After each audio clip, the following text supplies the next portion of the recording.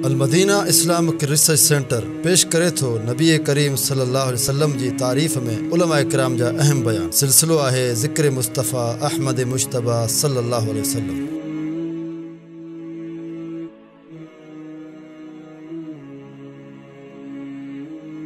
अस्सलामु अलैकुम व रहमतुल्लाहि व बरकातुहू।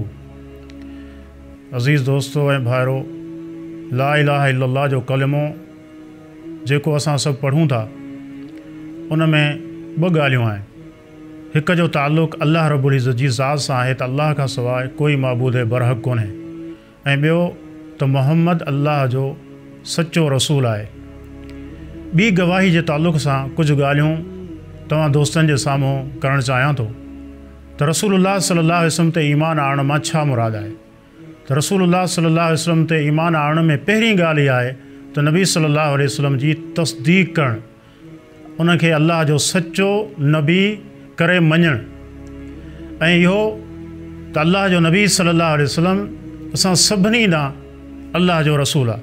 क़ुरान मजीद में अल्लाह ताला जो फरमान, कुल या अय्युहन्नास इन्नी रसूलुल्लाहि इलैकुम जमीआ।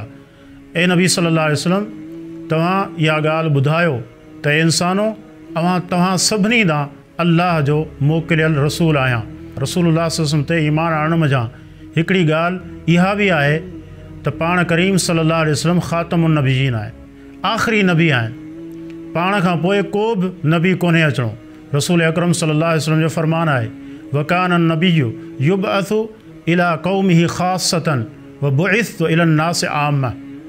त मूंखां पहिरीं जेको नबी ईंदो हुयो उहो ख़ासि पंहिंजी क़ौम ॾांहुं नबी थी करे ईंदो हुयो, जॾहिं त आऊं तव्हां सभिनी जे लाइ अल्लाह जो नबी आहियां।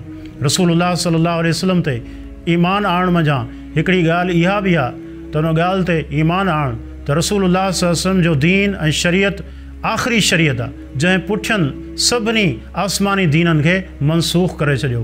रसूल अकरम सल्लल्लाहु अलैहि वसल्लम ते ईमान आणण मज़ा हिकु ॻाल्हि इहा बि आहे त रसूलुल्लाह सल्लल्लाहु अलैहि वसल्लम पूरो दीन असां ताईं पहुचाए छॾियो, मुकमल दीन पूरी शफ़ाफ़ियत सां, जहिड़े नमूने अल्लाह ताला उन्हनि जी ड्यूटी लॻाई हुई, वंज़लना इलैका ज़िक्र लितुबय्यिना लिन्नास, अहिड़े नमूने सां जीअं क़ुरान करीम लथो, प्यारे पैगम्बर सल्लल्लाहु अलैहि वसल्लम हुन जी मुकमल वज़ाहत करे छॾी ऐं हर शइ वाज़िह करे छॾी। रसूल अकरम सल्लल्लाहु अलैहि वसल्लम जो फरमान आहे, तरक्तुकुम अलल बैदा लैलुहा कनहारिहा ला यज़ीग़ु अन्हा इल्ला हालिकुन।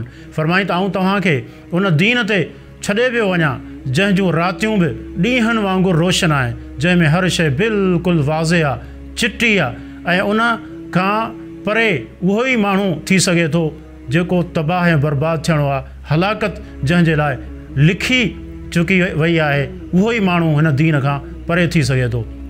त रसूलुल्लाह सल्लल्लाहु अलैहि वसल्लम जी तस्दीक़ में इहे सभु ॻाल्हियूं अची वञनि थियूं।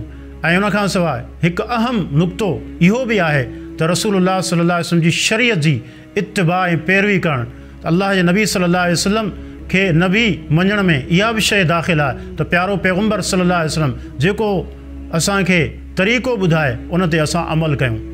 क़ुरान करीम में अल्लाह ताला नबी सल्लल्लाहु अलैहि वसल्लम जो इहो मनसब ज़िक्र कयो आहे त पाण करीम सल्लल्लाहु अलैहि वसल्लम जी ज़िंदगी असांजे लाइ नमूनो आहे। लक़द कान लकुम फ़ी रसूलिल्लाहि उस्वतुन हसना।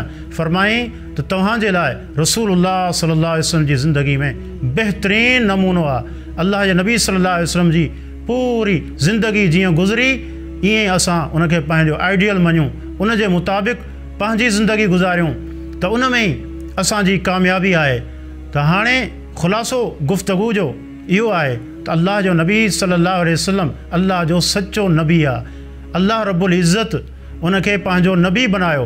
हाणे असांखे खपे त असां उन ते ईमान आणियूं ऐं प्यारे पैगम्बर सल्लल्लाहु अलैहि वसल्लम जे दीन खे सचो दीन सम्झूं ऐं उन में पंहिंजी नजात सम्झूं। रसूलुल्लाह सल्लल्लाहु अलैहि वसल्लम जी हिदायत जे हूंदे ॿी कंहिं हिदायत ॾांहुं न ॾिसूं, इन में ई असां सभिनी जी कामयाबी आहे। जीअं सहाबा किराम रिज़वानुल्लाह अलैहिम अजमाइन चवंदा हुया त अल्लाह जे रसूल सल्लल्लाहु अलैहि वसल्लम तरक्ना अलल बैदा, अल्लाह जे नबी सल्लल्लाहु अलैहि वसल्लम असांखे रोशन दीन ते छॾे विया। त सहाबा जो इहो मनहज आहे, पूरी ज़िंदगी हू उन ते हलिया।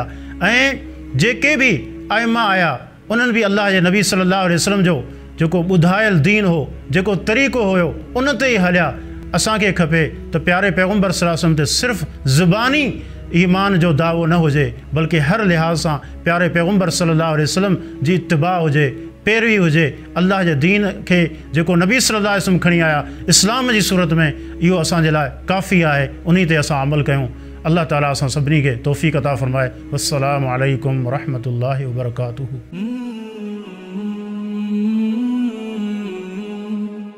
सब्सक्राइब करियो ऐं बेल आइकन ते क्लिक करियो त जीअं असांजी हर नई वीडियो जो नोटिफिकेशन मिले।